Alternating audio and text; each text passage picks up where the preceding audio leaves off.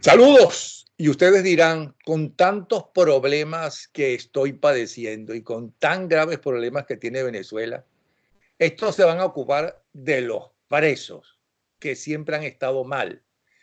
Pues sí, quiero decirles que una sociedad necesita un buen sistema de justicia para que la gente cumpla los años que tiene que cumplir en prisión siempre que haya sido declarado culpable, pero esa prisión que sirva para cumplir esa penitencia que la sociedad le impone por haber violado la ley, pero también para que esos años en la prisión sirvan para reinsertar a la sociedad a esos ayer delincuentes y que salgan no peores de lo que eran cuando entraron, que no sea una escuela del delito la prisión, sino con un trabajo útil que puedan enfrentar la vida y puedan mantener su hogar y su familia con su trabajo, con su esfuerzo, con su sudor, sin violar las leyes. Eso es lo que nunca ha sucedido en Venezuela, ni ahora ni antes. Pero antes no estaba tan mal como ahora, porque todo ha estado empeorando. Y si no tengo la razón o si estoy equivocado, que me lo diga la persona que yo conozco que más sabe de prisiones, que lleva décadas preocupado por los que nadie se preocupa en líneas generales, que son los presos, como es Humberto Prado. Humberto Prado, además, ahora es el comisionado, déjame ponerme la lupa de los 40, porque desde hace 40 años la estoy usando, comisionado presidencial para los derechos humanos y atención a las víctimas de la presidencia interina. Bienvenido y mi cariño y admiración, Humberto. ¿Cómo estás? Un abrazo, Napoleón. Muchas gracias por el contacto. Eh, yo te admiro mucho porque siempre tienes este tema en tu agenda, un tema, como tú lo dices anteriormente, olvidado por las personas, pero que siempre han estado presentes. Y hay un principio fundamental que yo siempre utilizo, que es un pensamiento de Nelson Mandela, que dice que la civilización de un país se corresponde no por el trato que le brindan a sus ciudadanos más ilustres, sino el dispensado a sus más marginados, que son los presos. Sí, Y por señor. eso mi vida ha estado precisamente destinada a trabajar para dar por lo menos por lo que puedo, mientras tenga vida, por tener por lo menos una prisión que dignifique al hombre y no que lo contamine más de lo que viene de la libertad, de la calle hacia la prisión, que lo que hace simplemente es convertirlo en delincuente e institucionalizarlo, de manera que el bueno que entra, el que entra bueno sale malo y el malo sale peor. Ese es un principio que hay en nuestros centros de reclusión. Ahora, antes de preguntarte las 5 prisiones que tú ves más terribles en este momento y por qué, y antes de preguntarte cuál podría ser la solución a mejorar el sistema penitenciario venezolano, que es absolutamente necesario para tener una sociedad digna, tranquila y muchísimo mejor, eh, te pregunto, ¿cuántas décadas llevas en esta lucha? Oye, yo tengo trabajando cárceles ya 22 años. ¿Y por qué? 22. O sea, ¿cómo te metiste en eso? ¿Qué fue lo que te atrajo? ¿Qué edad tenías cuando empezaste a interesarte por los presos, que son la escoria, el desecho de la sociedad? Bueno, mi historia, la conoces tú porque fuiste una de las primeras personas que me entrevistaste. Cuando yo salí de prisión, estuve 8 años de mi vida en prisión, estuve en la cárcel Modelo de Caracas, en el retén de Catia, en el retén de La Planta, en la Penitenciaría General de Venezuela. Y bueno, después tuve la libertad, después de 8 años de prisión, estudié, me gradué de abogado. En libertad fundé el Observatorio Venezolano de Prisiones, desde donde hice por lo menos un trabajo que visibilicé la situación carcelaria. El Observatorio Venezolano de Prisiones es la única institución en Venezuela que lleva 8 medidas provisionales de cárceles en nuestro país. Tiene 2 casos que están entrando en corte, de la masacre de Vistahermosa y la masacre de San Félix. Tiene a funcionarios que han torturado y que han desaparecido gente en prisión. Tiene el único caso que ha decidido el Comité contra la Tortura de Naciones Unidas por un recluso que desaparecieron en la Penitenciaría General de Venezuela. Y bueno, ahora después de un mes y 2 semanas di un paso de mi vida para estar atendiendo como un abanico de situaciones en lo que son los derechos humanos de mi país, en lo que por lo menos ahorita tiene que ver en la situación que nosotros tenemos. Y una de las primeras cosas que me dijeron, que si yo era el único comisionado que estaba en Venezuela, y yo le dije que sí, que yo lo que soy es un defensor de derechos humanos y que yo simplemente mi vida siempre la he destinado por los demás, y en ese sentido estoy ahorita trabajando en toda una estructura para la atención a las víctimas y luchar por los derechos civiles y políticos, económicos, sociales, culturales y ambientales, y también lo que tiene que ver con los pueblos indígenas, las personas de género, LGTB, niños y niñas adolescentes, personas privadas de libertad, familiares de presos políticos, tanto militares como civiles. Y bueno, en ese sentido, creo que más o menos dentro de una semana y media vamos a presentar un plan y lo que hemos hecho en este corto tiempo, y vamos a presentar el único registro de víctimas que va a tener nuestro país, con las cifras auténticas que va a tener a nivel de toda Venezuela, y que lo vamos a presentar a nivel nacional. Ahora, ¿qué fue lo que hiciste que estuviste tanto tiempo preso? Bueno, tuve tanto tiempo preso primero porque cuando yo me puse a derecho por una situación que yo nací en La Pastora. Un grupo de personas cometió un delito. Por ese grupo de personas, mi carro se vio involucrado, mi vehículo. Yo me entregué a ponerme a derecho en la antigua PTJ, y como no quise delatar a las personas que estaban en el carro, simplemente me condenaron a 8 años. Mi madre que nos crió, ocho muchachos ella sola.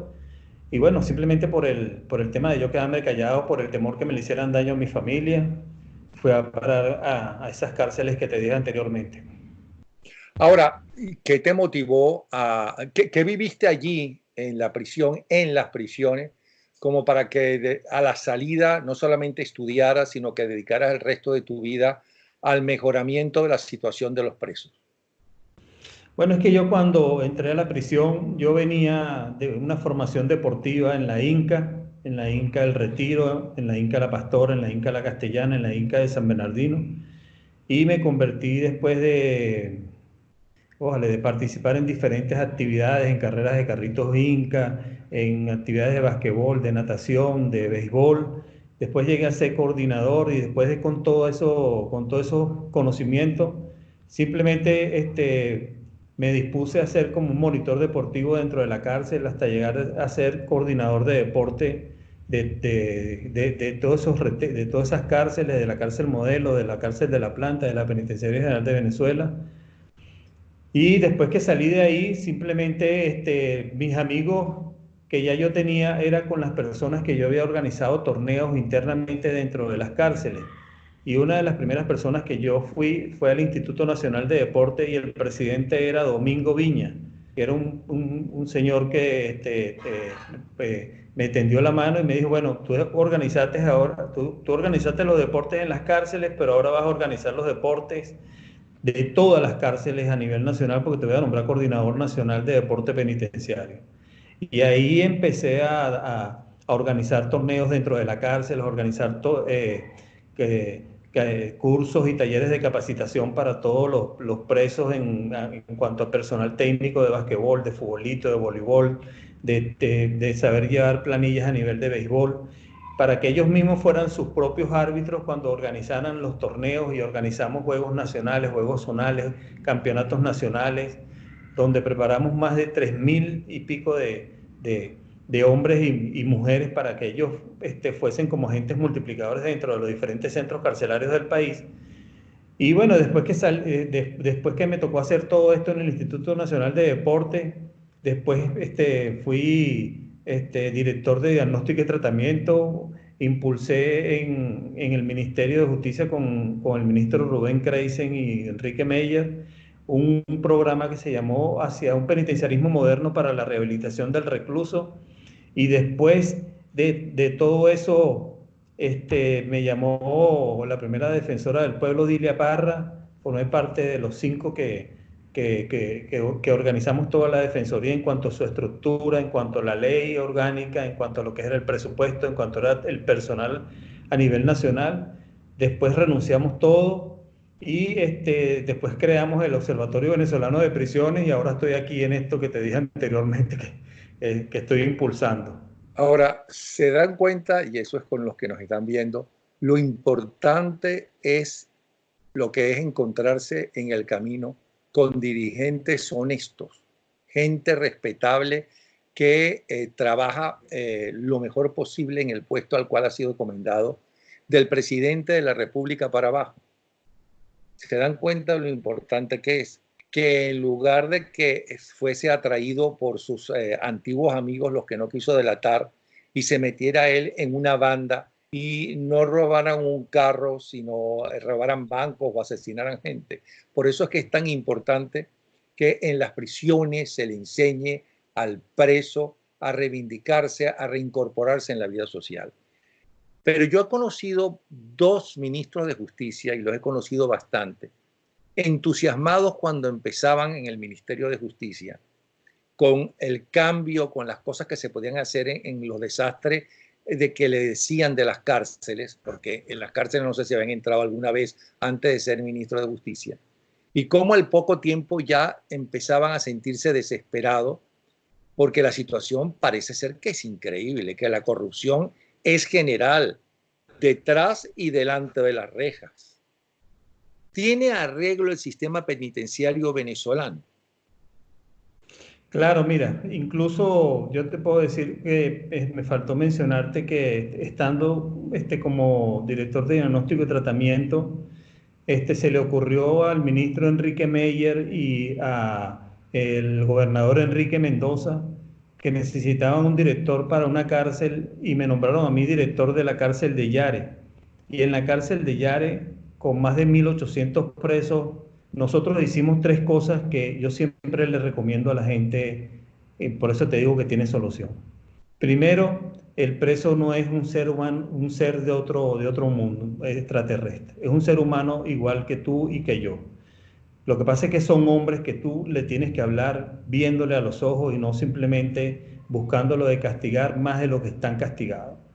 Y lo primero que yo hice en un establecimiento fue hacer un censo jurídico para ver cuál era el perfil de cada uno de los presos, quién era el albañil, quién era el electricista, quién era la tonería, quién trabajaba la tonería y pintura, mecánica general, quién trabajaba el tema de la tierra, quién sembraba, quién eran deportistas, quiénes eran artesanos, quienes tenían la primaria, la secundaria, la técnica universitaria o la universitaria por lo menos ya encaminada, y eso me permitió a mí tener un conocimiento de todas las personas que habían en el establecimiento y hacer una clasificación por el tipo de delito, grado de peligrosidad, por la edad y por el sexo. Además de eso, separar a los funcionarios que están detenidos de todo el resto de la población reclusa.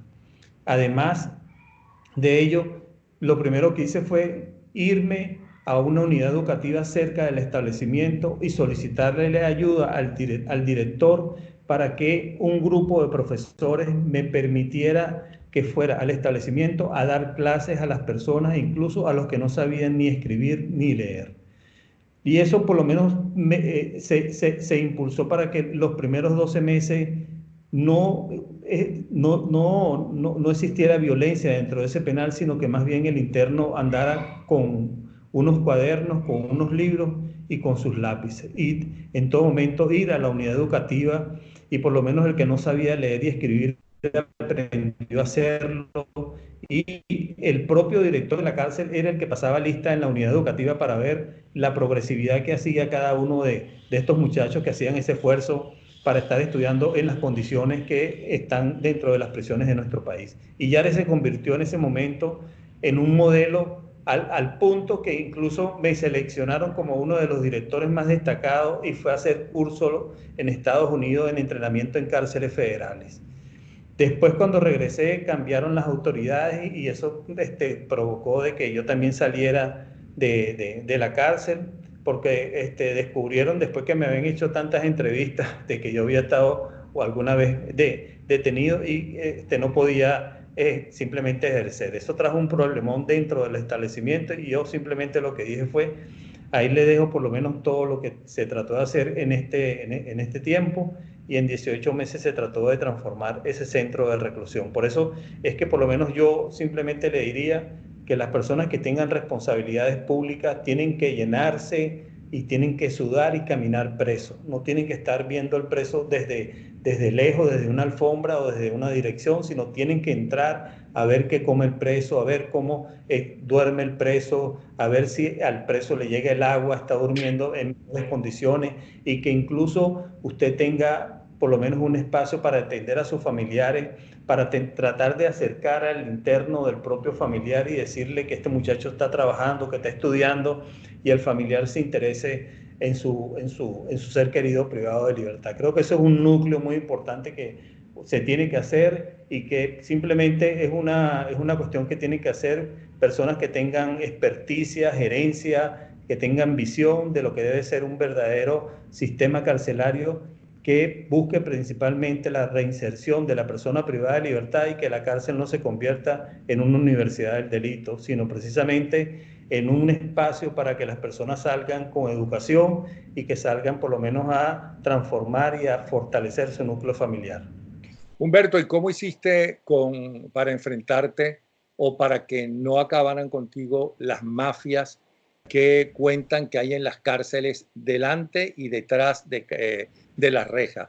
Las mafias y el dinero que circula. Bueno, lo primero que yo le dije al ministro y al droga.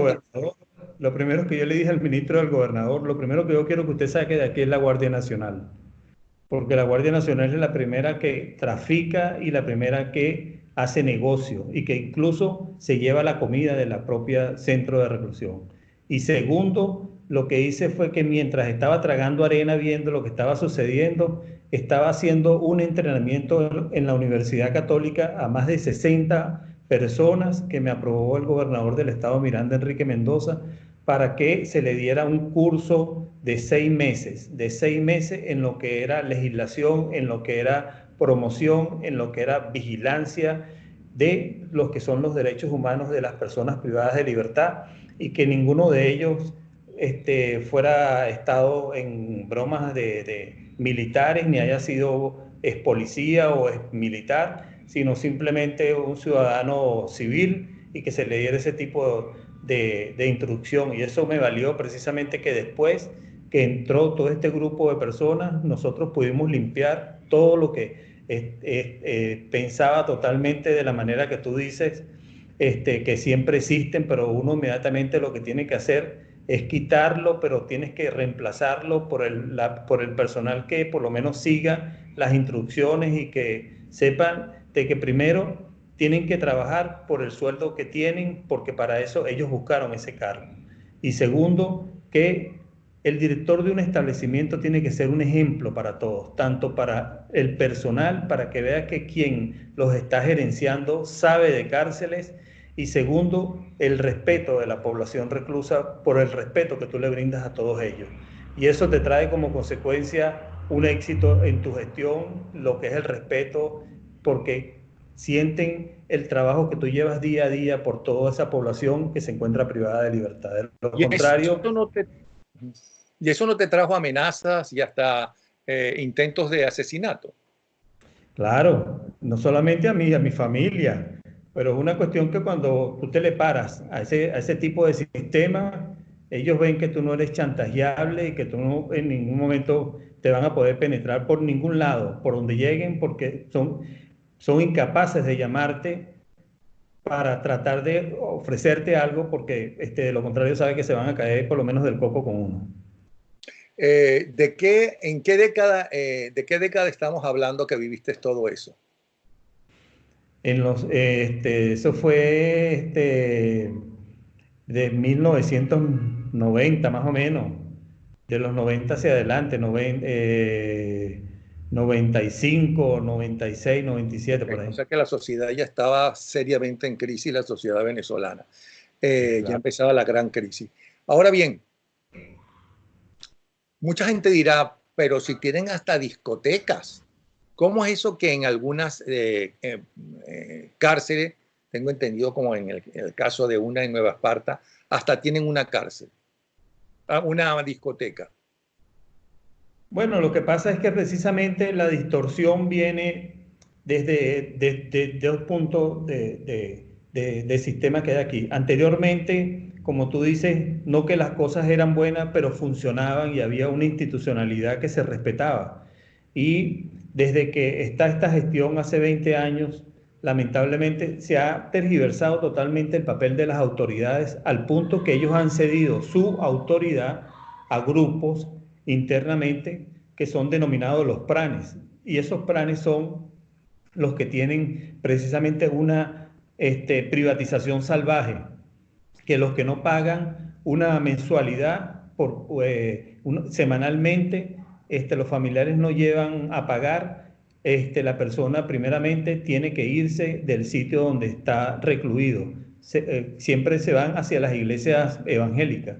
Y después que si esa persona es agarrada, por lo menos fuera del área de los evangélicos, inmediatamente le dan un tiro en las muñecas, después en los tobillos y después simplemente lo matan si no pagan lo que tiene que cancelar toda la población reclusa semanalmente a los pranes. Esto está bajo la mirada cómplice de las autoridades que dejan precisamente que este tipo de sindicatos de crimen se maneje dentro de las cárceles del país. Y así se ha desarrollado en casi el 70% de las cárceles que nosotros tenemos en la actualidad. Lamentablemente, nosotros tenemos una responsable en materia carcelaria que es una tremenda irresponsable y que en todo momento ha hecho de la parte penitenciaria lo que le ha dado la gana y que todas las normativas que hay internas, incluso los estándares internacionales, en ningún momento por lo menos le tiene respeto ni los cumple en ninguno de sus parámetros.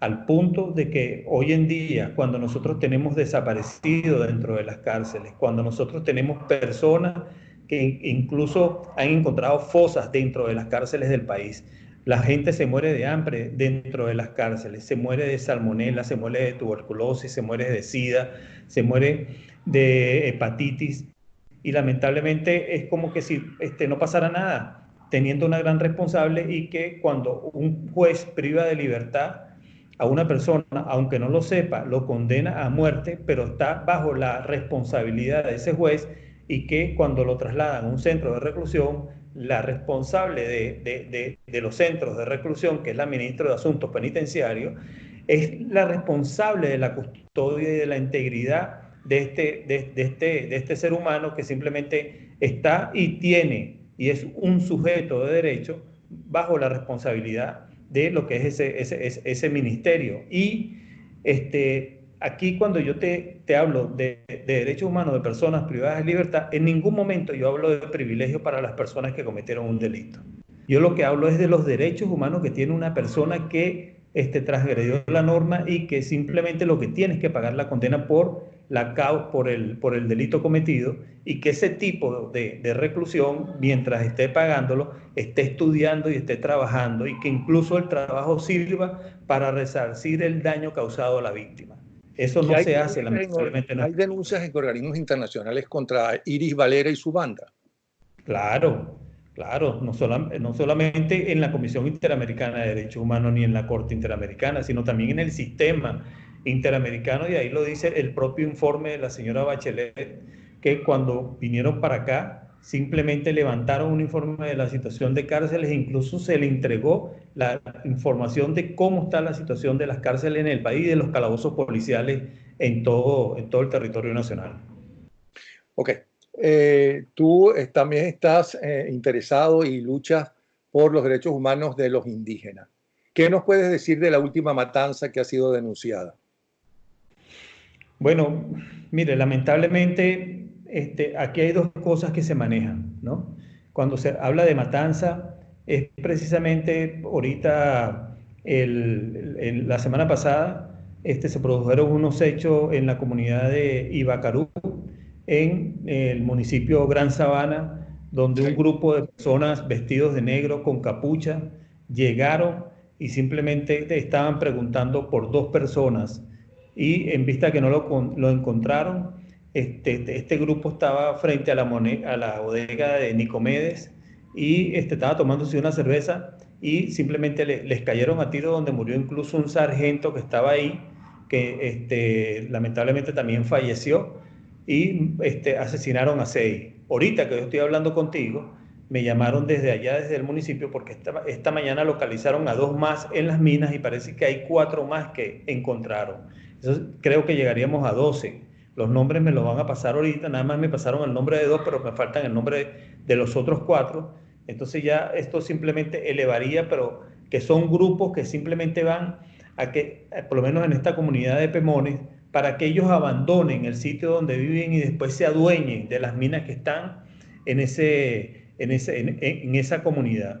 Entonces, aquí siempre ellos por lo menos me llaman, cuando me llaman me dicen, bueno, mire Humberto, pero ¿cómo cree usted que llegan las personas aquí que están intrincados para poder llegar? Aquí se llega simplemente con helicópteros privados o con helicópteros del Estado. ¿Y quiénes son los únicos que tienen helicópteros por parte del régimen? Es simplemente el gobierno. Y aquí eso se ha manejado en todo lo que tiene que ver con la situación de las minas, del oro, por lo menos, que es una situación que nosotros llamamos el oro bañado de sangre, que manejan una serie de recursos dentro de lo que tiene que ver con, no solamente ahí en ese sector en particular, sino en todo el arco minero como tal. Ahora, también eso me lo comentaba Sebastián Navarrete, o lo comentaba Sebastián Navarrete, de que ya ni siquiera a los cuerpos que aparecen acribillados, bueno, los muertos, los cadáveres, ni siquiera los investigan, sino que sencillamente a lo largo de la frontera los lanzan al río y ahí se quedan, y no hay ningún tipo de constancia de la muerte de esa gente. Aunque tú acabas de decir algo todavía peor, que eso sucede dentro de las propias cárceles, que desaparece gente. Claro, ¿no? Y no solamente eso, sino que es que, por lo menos dentro de las cárceles, imagínate que de repente, por lo menos en el Dorado muere la gente, y como son presos que no son del sector, sino que han sido trasladados de cárceles del centro o de Oriente, o del lado de la región andina, o de la región central, o de la región occidental, los familiares se les hace muy difícil ir. Y cuando simplemente el familiar va después de un mes a tratar de visitar a su ser querido, le dicen simplemente que él no está ahí. Y resulta que el ser querido de esa persona falleció hace un mes, y ellos simplemente lo dejan, lo tiran en el río Coyuní, o lo dejan simplemente que se lo coma la plaga. Esa es la verdad que nosotros tenemos en nuestro país, lamentablemente, Napo. Ahora, ¿cuáles serían, si te pido, los 5 planes con más poder en este momento en Venezuela, del quinto al primero? ¿Nos lo podrías decir? Bueno, si me lo pides por cárceles, te lo daría el que está en Tocorón, el que está en Tocollito, el que está en Guanare, el que está en el retén de Cabimas, y el que está en Puente Ayala, en Barcelona, en Tabanzuategui. Y tienen nombres. Son los más temidos. ¿Y nos quieres decir quiénes son ellos? ¿O no es conveniente? No es conveniente. Por otro lado, ¿cuáles serían las 5 cárceles en peor situación del país en este momento, de la quinta a la primera? Bueno, mire, tenemos dos situaciones muy graves, que precisamente son las cárceles y los calabozos policiales. En cuanto a calabozos policiales, te puedo mencionar 2 que son muy graves la situación. Uno es la zona 7 de la Policía Nacional Bolivariana, que está cerca de la Francisco de Miranda, donde hay más de 800 presos, y ahí las condiciones son demasiado, pero demasiado infrahumanas, que usted entra ahí, las moscas están alrededor suyo y el olor es simplemente muy duro. Esa zona 7, imagínense que lo único que lo divide es una pared de una escuela donde hay más de 1.500 alumnos en ese sector. Y después te diría la del retén de Cabimas en el estado Zulia, donde la gente lamentablemente ahí está muriendo de hepatitis y de tuberculosis, y que lamentablemente no hay una atención de parte de las autoridades que tiene eso. En lo que tiene que ver con cárceles, yo diría por lo menos de tres muy puntual. Empezaría por la cárcel de Tocorón, segundo, la cárcel de Tocuyito, y tercero, la cárcel de Puente Ayala. Esas son cárceles que superan en un casi 400%, 500% la población reclusa para lo que fueron creadas, porque fueron construidas para unos 750 internos y tienen más de 5.000 y 6.000 internos en ellos. Y en ellos, precisamente ahí, mandan los planes, hacen y deshacen lo que les da la gana. Incluso tienen vehículos y tienen hasta motos internamente de los centros carcelarios del país. Y además de tener centros nocturnos, discotecas, galleras o toros o caballos, donde hacen toros coleados, es una cuestión que lo anuncian como para una actividad para que ingresen las personas a verla, o que participan o que vayan a bailar. Ok, pero en las condiciones de comida, porque si tienen hasta la posibilidad de toros coleados, significa que también pueden comer bien, ver televisión, ir al cine, salir de la cárcel cuando quieran. No, ¿Eso también se da? pero nada más es un grupo. Los demás simplemente viven en una situación totalmente donde se mueren, y muchas veces los entierran adentro, que no aparecen. Entonces, cuando usted pregunta por esa población o por el interno, simplemente le dan una respuesta: no, seguramente se fugó, pero pero es que están enterrados dentro de las cárceles como tal, y no hay como una cifra que digan hay tantos muertos en las cárceles, no, pero es que ahora los entierran adentro. Los mismos presos en complicidad con las autoridades para que no salgan las cifras de la verdadera situación en las cárceles del país. Y bueno, usted me dice un ejemplo, yo le diría la Penitenciaría General de Venezuela, donde encontraron 15 cadáveres enterrados en una fosa, y que lamentablemente hasta ahorita que estoy hablando contigo todavía no están identificados. Y tú dices que eso tiene solución. Bueno, es que la cárcel en sí tiene solución. Lo que no tiene solución precisamente serían las personas que tienen la situación carcelaria de esta manera. Porque la cárcel está construida, y el objeto de la pena, el fin de la pena, es la reinserción de la persona privada de libertad. No es de que cada quien que ingrese en la cárcel te haga y deshaga lo que quiera, sino que simplemente tenga un plan de trabajo, un plan de estudio, y que las autoridades tengan la suficiente capacidad de que la persona por lo menos no se esté capacitando para ver cómo mata más o cómo roba más, porque las cárceles que digo, cómo se convierten en universidades del delito, que una persona cuando ingresa a la prisión está hablando con uno que robó un banco, otro que raptó, otro que secuestró, otro que traficó, otro que robó, otro que mató. Y eso precisamente, cuando están contándole la historia a la persona que está a nivel primario, lo que está simplemente es como agarrando una instrucción para ir perfeccionándose cada día más, y una vez cuando ingresa nuevamente se reinserta a la sociedad, lo que va es con un posgrado de criminalidad y simplemente de peligrosidad para la comunidad. Y ese es lo que se cumple en los actuales momentos. Ahora, cuando tú me dices, pero eso tiene solución, claro, yo sí creo que tiene solución, pero usted tiene que tener un equipo que tenga experticia, gerencia, disposición, y que usted simplemente tenga un plan para inmediatamente reinstitucionalizar lo que es el sistema penitenciario de un país. Yo sí creo que nosotros por lo menos en 2 años tendríamos un sistema totalmente diferente, pero uno no puede poner a los amigos simplemente porque quieran ser leales contigo, sino que usted busque a los mejores y con experticia precisamente que hagan ese tipo de trabajo. No ponga simplemente a la gente, las ponga donde haya, porque imagínense, cuando usted está en una prisión, las personas que están encarceladas por tráfico o por estafa o por extorsión, y una persona que no tenga la suficiente capacitación y que no tenga por lo menos el sueldo debido y el reconocimiento y la atención por parte de la dirección para atender su situación social, usted simplemente lo que tiene es un empleado que lo que se va a corromper inmediatamente por las propias necesidades y por el bajo grado de instrucción, inmediatamente va a caer en lo que se llama el sindicato del crimen y lamentablemente usted va a tener ese tipo de cárceles que no tiene solución.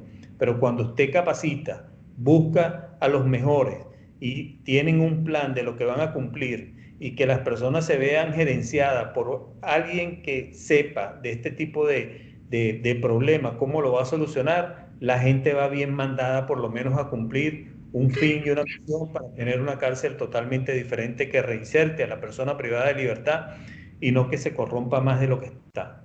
Ahora, tú eres comisionado presidencial para los derechos humanos y atención de las víctimas del presidente Guaidó, del gobierno interino. ¿Han hecho algún plan o tienen algún plan para una vez salir de la banda de delincuentes de Miraflores, tanto en el gobierno provisional como para presentárselo al gobierno que salga electo, el presidente que salga electo? ¿Hay algún plan para eso que tú dices, para ese mejoramiento en 2 años? Tenemos listo un plan para el día D. Inmediatamente, cómo se van a tomar las cárceles, inmediatamente el personal que va a estar al frente de cada una de ellas y la actividad que va a desarrollar precisamente para los 3 primeros meses, que son los primeros 90 días, las primeras 90 semanas y los primeros 90 meses. De manera de tener a corto, mediano o a largo plazo los alcances que se está buscando en este sentido. Entonces, también tú me preguntarás, pero ¿de dónde tú vas a sacar ese personal? Yo te diría que el maestro Helio Gómez Grillo fundó el Instituto Universitario Nacional de Estudios Penitenciarios en 1992 y de ahí egresaron más de 3.500 venezolanos y venezolanas en menciones como gerencia, seguridad, administración y educación. Y ni siquiera en la actualidad hay 5 de esos penitenciaristas trabajando en cárceles, porque todos son amigos de la revolución. Y este número de venezolanos que se capacitó y que estudió, simplemente están esperando que los llamen para hacer el trabajo para lo cual fueron capacitados. Entonces tú tienes, como se dice, la primera avanzada del personal que va a tomar para hacer las 3 primeros, el ABC que se va a cumplir para la toma inmediata de los centros carcelarios del país. ¿Cuál es el número de la población penal en Venezuela? Tenemos alrededor de unos 46.000 internos en las cárceles venezolanas y unos 37.000 en los calabozos policiales. En total estamos hablando casi de unos 90.000 presos, más de 95.000 presos en lo que tiene que ver en el sistema penitenciario venezolano. ¿Cuántos de ellos ya están pagando una sentencia? Nada más el 30%. El 70% está con procedimiento, están imputados, pero en las cárceles. En los calabozos policiales el 90% está procesado y el 10% está condenado. La mayoría de los condenados, ¿cuál es la razón de esa condena? ¿Cuál es el delito de la mayoría? Bueno, el mayor delito que nosotros tenemos en el 65% es por robo, por diferentes modalidades. Por robo de camionetica, por robo por arrebatón, por hurto simple. Después le sigue la parte que tiene que ver con el homicidio, por diferentes modalidades del homicidio. Después viene el tráfico de drogas, que tiene que ver por diferentes modalidades del tráfico de drogas. Y por último tiene que ver el tema de lo que es la parte de la violación. Ninguno de esos condenados tiene que ver con el robo del tesoro público, que es el gran robo. No, no, esos son como decía un poema, los presos son los hijos de nadie, los jodidos y los rejodidos, los pobres. Bueno, Bueno, Humberto, gracias por todo lo que estás haciendo por la sociedad venezolana, no solamente por los presos, porque elevar el nivel de vida, elevar la cultura de los presos, enseñarlos a luchar debidamente, es elevar el nivel cultural de toda la sociedad y además trabajar por la seguridad de todos los venezolanos. De verdad que un abrazo, mi admiración y adelante. Esa es una buena decisión de Juan Guaidó cuando están Guaidó, bueno, las partes positivas, gente que está trabajando por una Venezuela mejor. Un abrazo, Humberto, ¿sí? Un Okay. abrazo a ti, Napoleón, y a toda tu audiencia y gracias por tener siempre este tema en tu agenda. Un abrazo Espérate grande a un todos. espérate un instante, déjame ver. Yo estoy poniendo ahí debajo de tu nombre el Twitter para que la gente te siga. Ahí está. Tú me diste tu Twitter. Déjame No, ver. Ah, sí, @comisionado DDHH. Por ahí te pueden seguir, ¿no? sí, sí, cómo no. Ok, perfecto. Bueno, síganlo, ya saben. Muchísimas gracias, Humberto. Hasta luego. Un abrazo, Napoleón. Saludos. Espérate, no cuelgues.